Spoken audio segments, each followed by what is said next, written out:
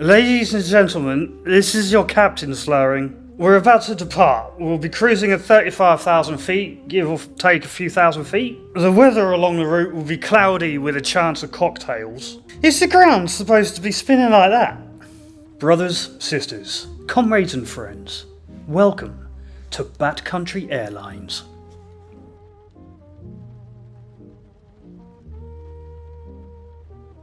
On January 7th of 2025, a Southwestern Airlines pilot called David Alsop, aged 52, was pulled out of the cockpit and arrested, charged with DUI, driving under the influence driving a plane under the influence, I guess. All of the passengers had to be deboarded, deplaned, and then were delayed like 4 or 5 hours, and then they carried on their way. But Mr. Alsop was arrested after failing a sobriety test, and we'll get to that in a moment. Last week the body cam footage was released, and because it's an interesting case, I thought we might just take a look at it together. Okay? Let's go.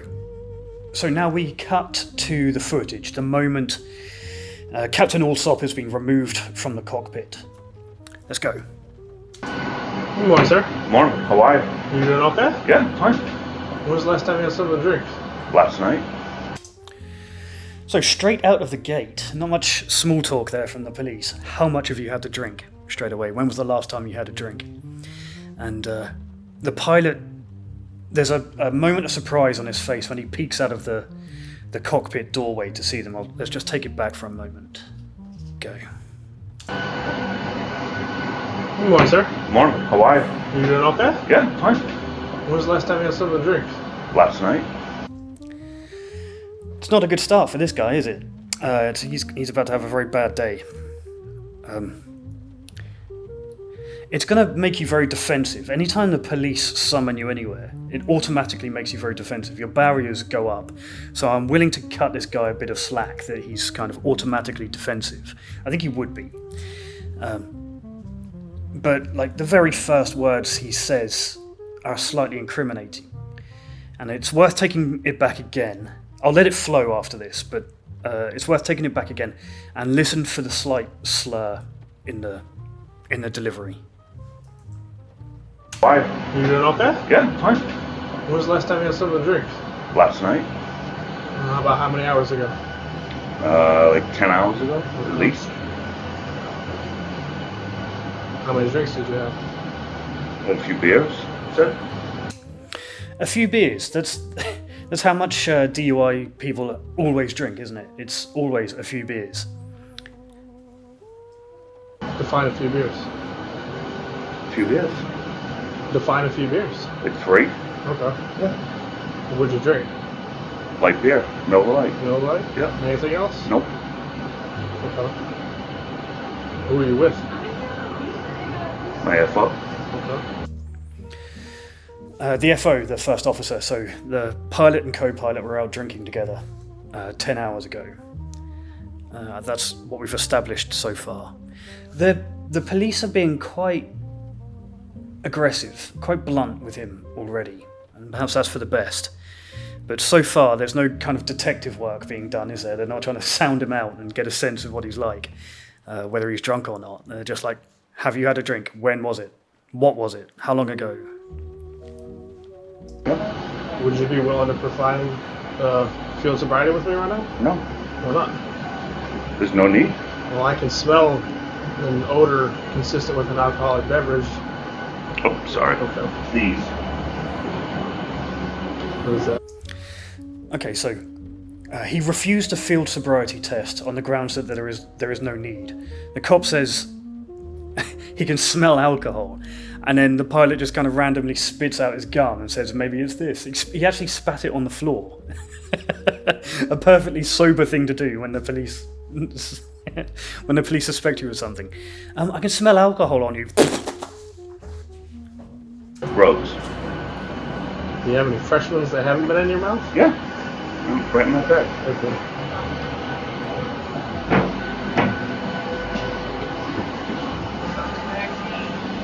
Thank you.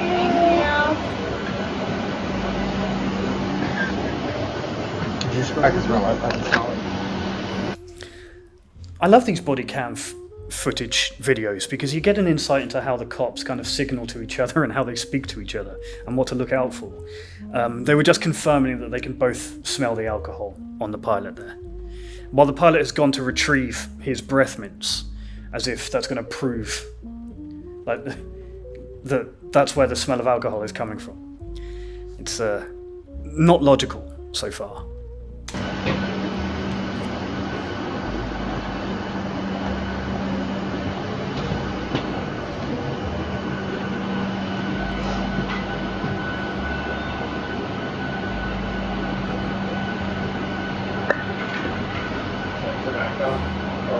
Just nicotine.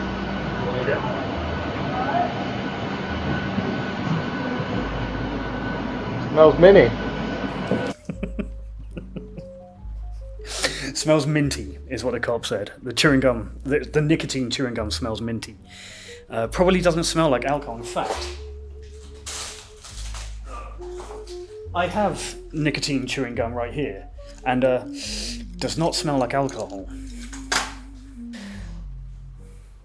I'm just looking at that cop's watch. That is a Casio Dura.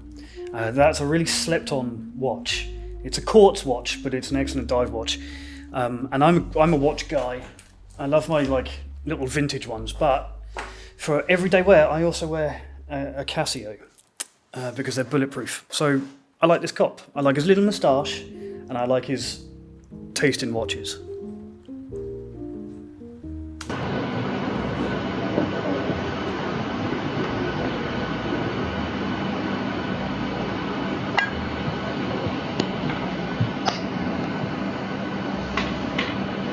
So my issue is I don't have a PPT. And obviously it's a fully booked flight. Yeah, I don't want to.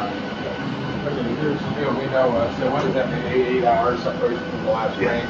So you have that, you have a couple of 3 minutes. So we already have a report that says that it's possible, there might be some inebriation. Someone who checked it and smelled alcohol, and then they reported the guys. Okay, so the sound quality is bad there, but what he's saying is that somebody in TSA who processed the pilot as he arrived to work reported him, and the cop just wants confirmation that he had 3 Miller Lights 8 to 10 hours ago. That's this conversation. Who would have done that? I'm just telling you, we got the call. I can sense, or I have a smell of an adult beverage coming off of you. I don't know if it's coming out of your mouth or your skin. If it's coming out of the pores, I get it. But we got to do our thing, so we're trying to. I think they've probably already made the decision at this point that he cannot return to work. He cannot fly the plane, regardless of any kind of tests that they do subsequently. These cops are in the slow process of removing him from the plane already. And anything that there's no getting out of it at this point. Once the cops have made that decision, you won't argue your way out of it. Especially not in a situation like this where the pilot is responsible for 200 people or so. Do I see him? Would you do field sobriety? Sure. Do you have a jacket or something? Because it's kind of I cold do. outside.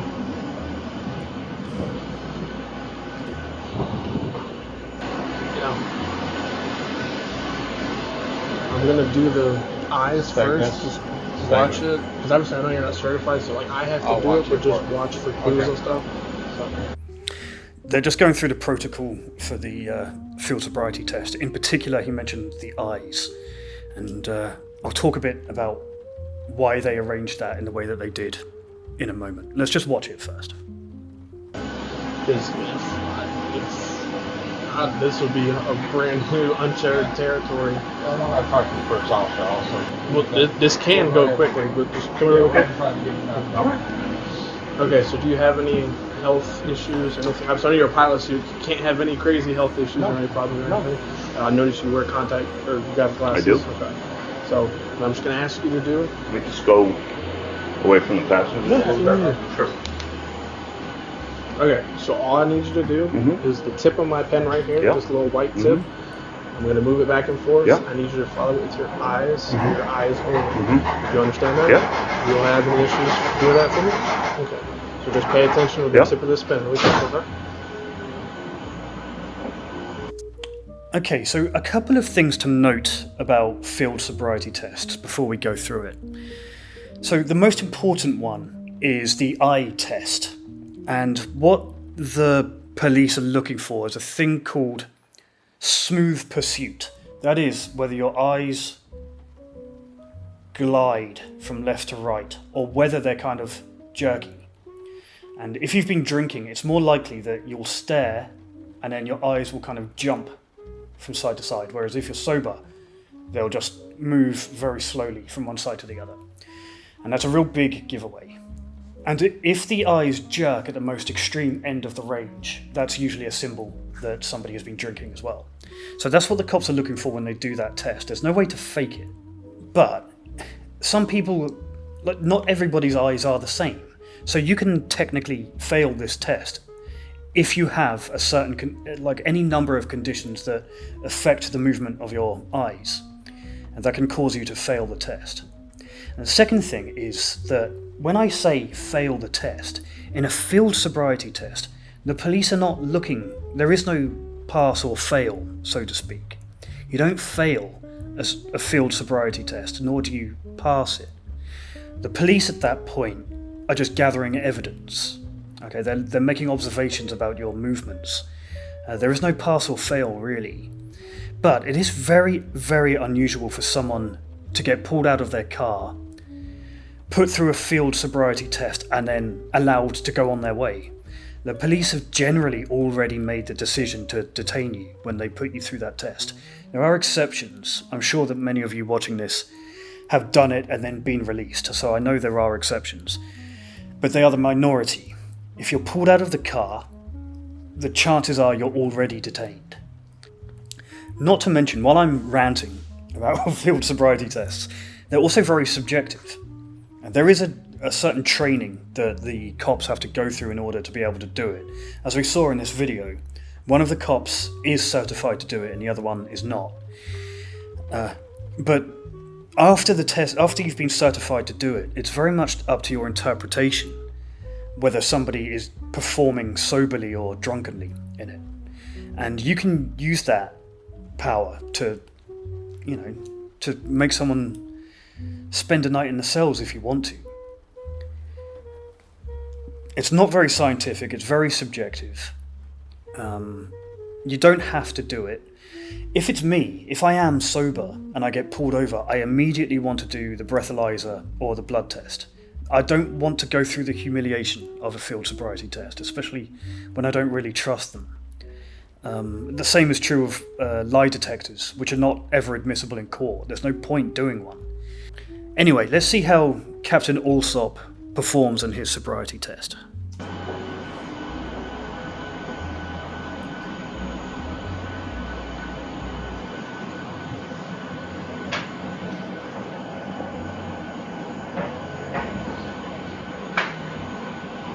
Okay.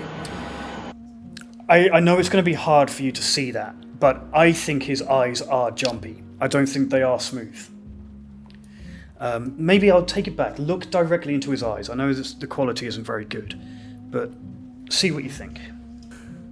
Okay. So just pay attention to the tip of this pen. Really quick, okay?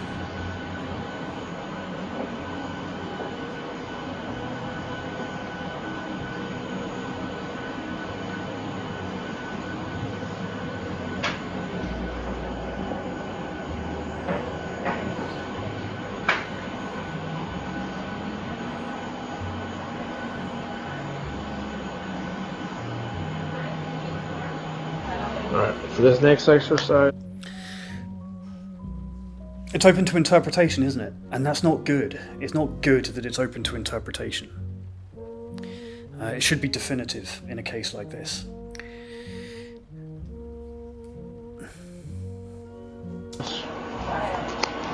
I know it's kind of difficult because it's kind of at an incline.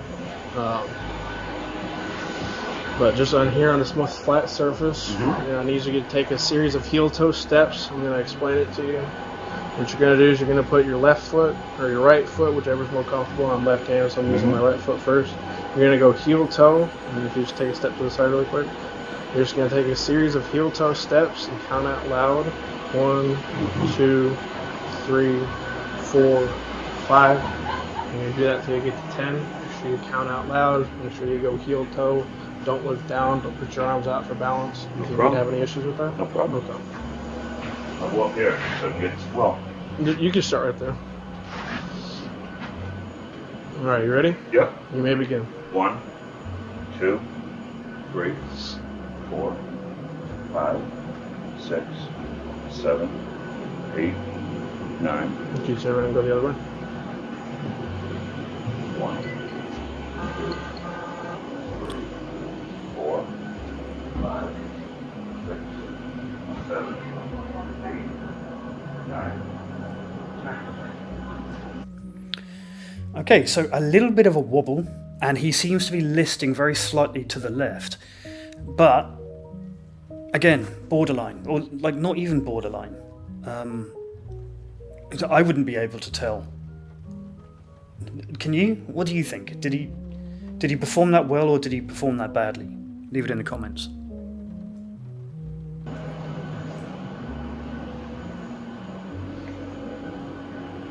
Alright, if you step down on this little platform. Alright, so this next test is called the one-legged stand. So what you're going to do is whichever foot you prefer, whichever one you feel like you have a stronger balance with, you're just going to, with your hands at your side, put your foot out in front of you like this, and you're going to hold it. You're just count out loud 1, 1,000, 2, 1,000, 3, 1,000, until I tell you to stop. Okay. Don't start until I tell you to begin. Do you understand these instructions? Sure. Alright, you may begin. 1, 1,000, 2, 1,000, 3, 1,000, 4, 1,000, 5, 1,000.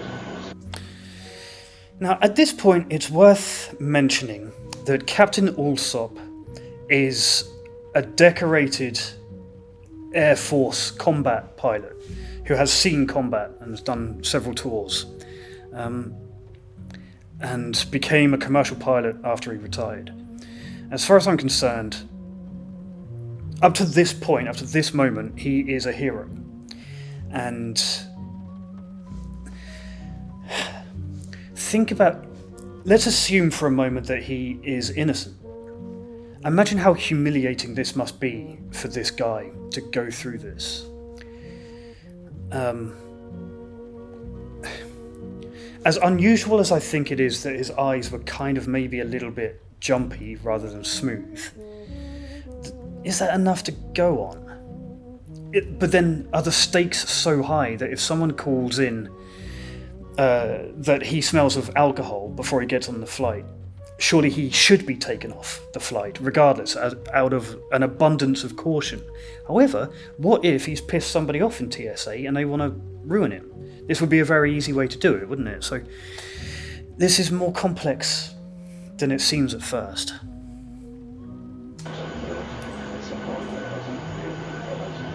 9, 1,000, 10, 1,000, 11, 1,000, 12, 1,000, 13, 1,000, 14, 1,000, 15, 1,000, 16, 1,000. Okay, you can stop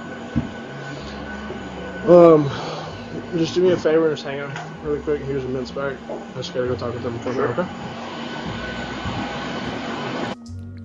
It's a tough call for the cops now, because I don't think they can possibly let him go, even if they suspect he might be sober, which a little bit of me does. I think there's enough benefit of the doubt in this case, I think, in order to make me question whether this is a valid interruption of this guy's duties. But I don't know. Once that call has been made, he can't possibly fly the plane. Once the cops have been called, they can't let him fly the plane after that, just to be on the safe side. But that's not really fair either, is it? This is not as clear cut as the school bus driver from the last video.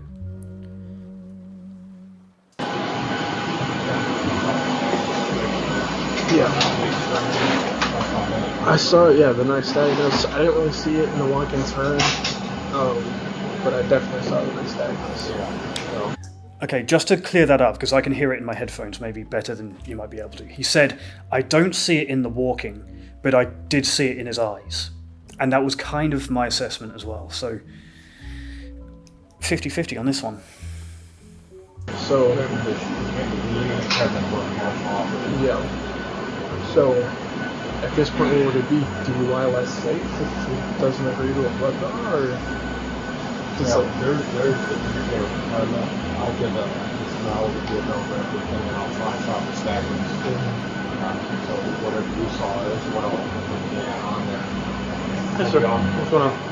So, my name's Corporal Best. I'm the supervisor right now with the Okay, so now they've pulled out the first officer to give him an update on what's going on.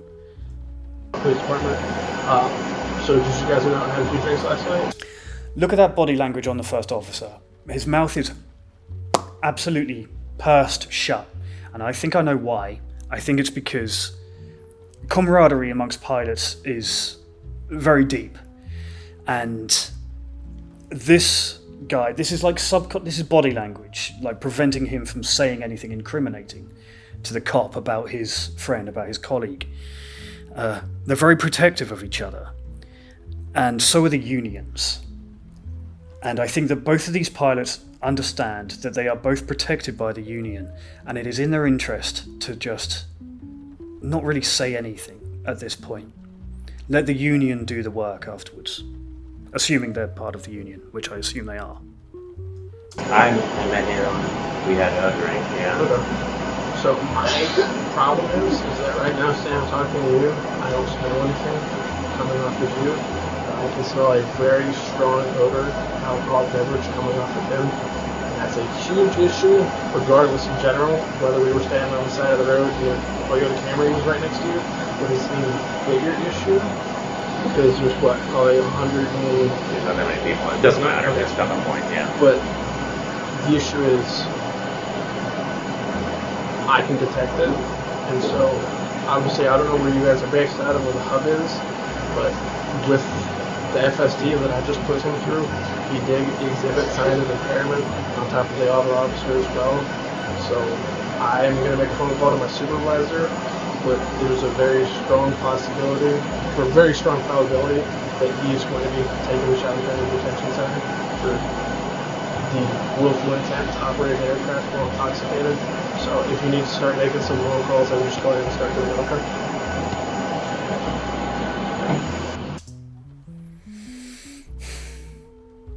He didn't say a word, did he? He said, he hinted that the passenger safety is the most important thing in case you didn't catch it. Aside from that, not a word.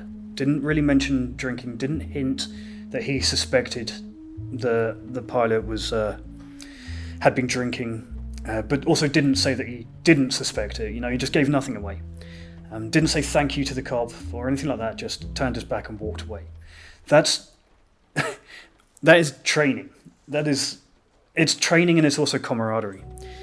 And because I have doubts about whether Captain Alsop has been drinking, I kind of respect it a little bit. I kind of respect professions that look out for each other. So forgive my very flippant introduction to this video.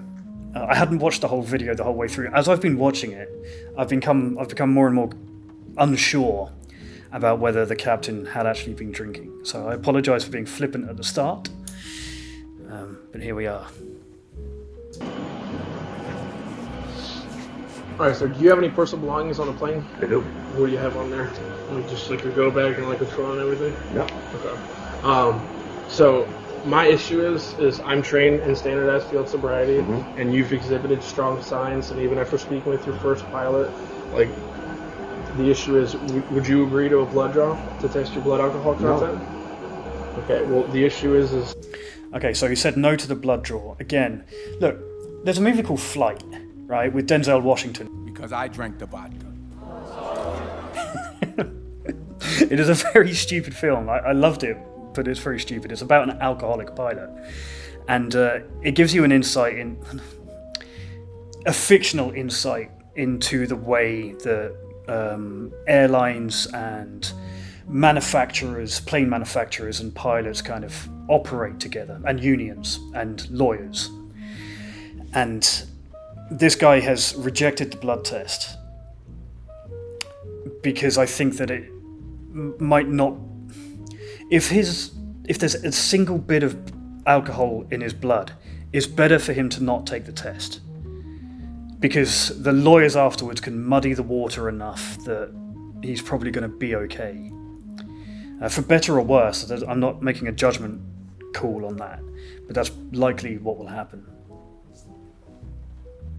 When you agreed to the field sobriety, you exhibited the symptoms, and if you're refusing to a blood draw, that's DUI less safe for the willful intention to operate a commercial aircraft.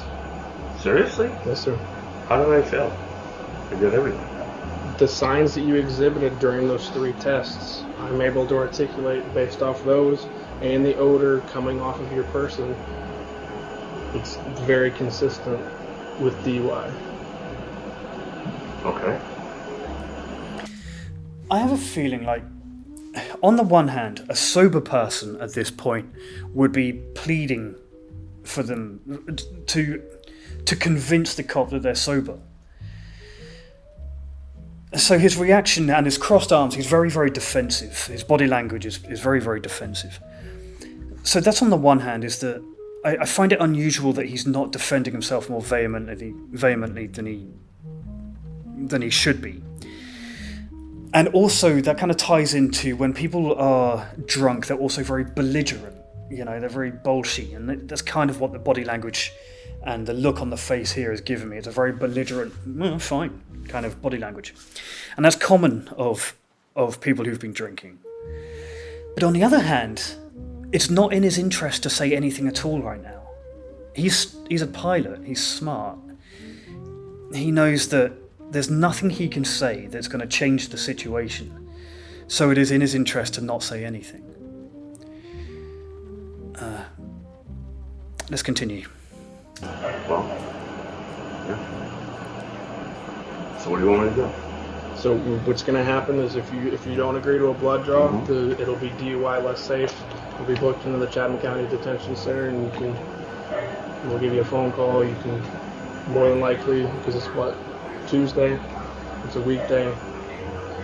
But that's the route that we're going to have to take, unfortunately. Okay.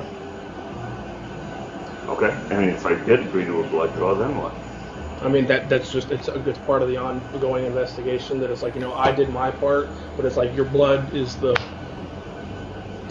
non-negotiable. Like, that'll prove whether or not it is what it is. Mm-hmm. So. Okay. Yeah. Well. But obviously, I can't coax you in it. You have your right. You said no. So based off that alone, and based off the field sobriety that you... Even if I gave you blood, then nothing would change. Okay. Right?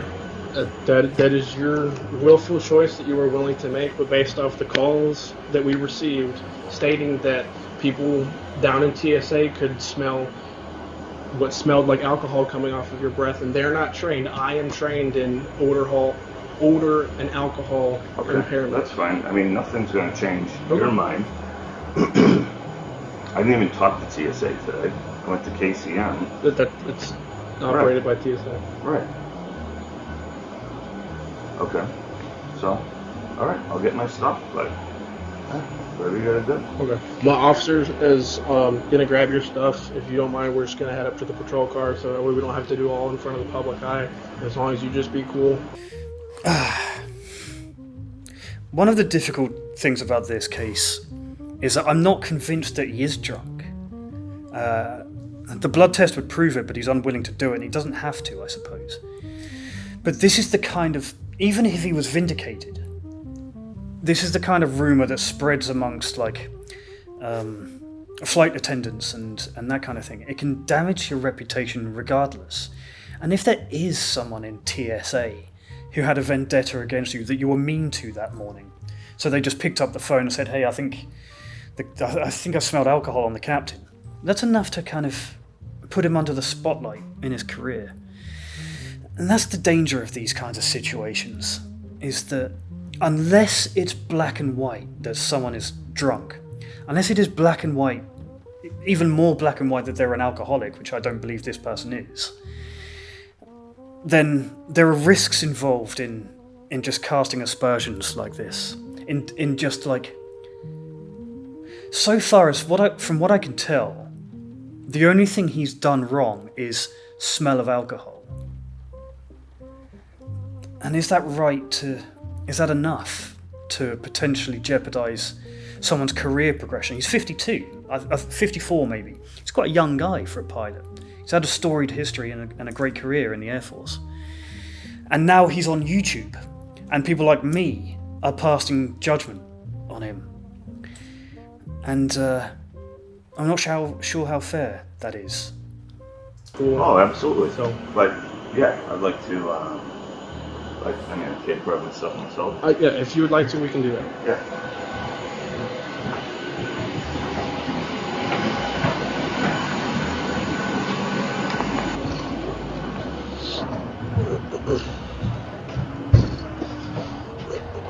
Oh yeah, I was going to say, if you're a passenger on that flight and you saw the pilot being escorted off by the cops, what do you think? Because they're not going to have any information. No one's going to be telling them what's going on. They'll find out about it in the news like everybody else. That's got to be a trip, man. Yeah.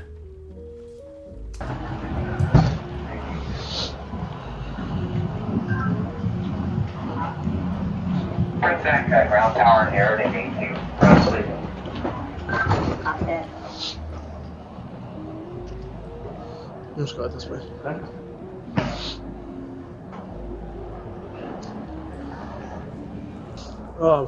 Now really quickly, like I said, I'm gonna be cool with you. I know it's a shitty scenario.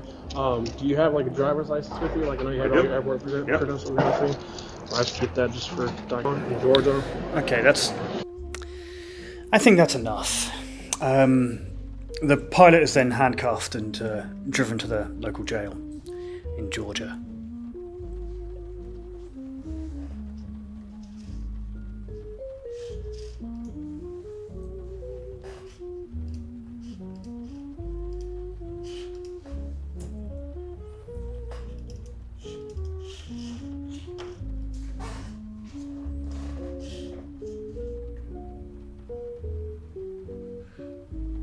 Let's just get this bit.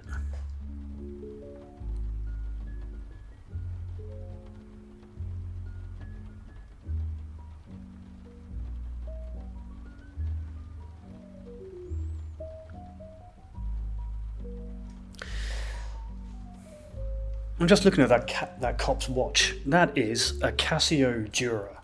That's a really slept-on watch. It's a quartz watch, but it's an excellent dive watch. And I'm a watch guy. I love my little vintage ones, but for everyday wear, I also wear a Casio because they're bulletproof. So I like this cop. I like his little moustache, and I like his taste in watches.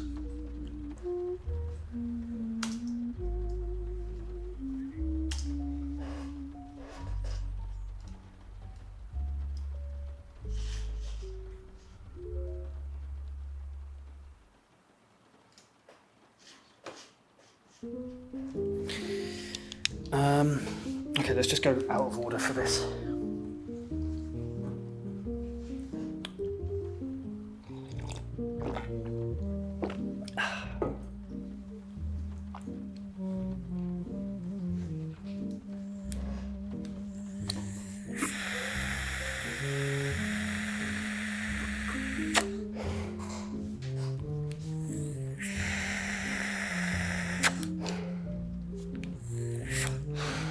Okay, so let's regroup on this one. So the first time I watched it up until the field sobriety test, and that's when I knew that I wanted to talk about this video. And I was pretty convinced that he had been drinking. And this time, on camera, is the second time I've watched it all the way through. And I'm no longer convinced. I think he might be hard done by here. And it's the kind of rumour that's going to follow him around, unfortunately. Because it made national news. And that's the kind of thing that haunts you for a while. So I chose to do this video because it's a little bit less full on. It's a little bit less intense than the previous ones. It's a little bit softer and less provocative, and I need that because the next video that I do is one of the most difficult to watch that I've ever seen, and it's going to drive you crazy. It's going to make you angry if you're anything like me. So I wanted to do this kind of slightly more approachable one first. I'd like to know what your interpretation of this guy is. Do you think he was concealing his drinking very well? Or do you think this was a case of mistaken booze identity, perhaps? Perhaps he hadn't been drinking at all. Let me know in the comments. If you enjoy this kind of content, please do like and subscribe, and if you really, really want to support it more actively, then there is a Patreon available to you. The link for that is in the description. But for now, thank you for watching, and as always, good luck out there.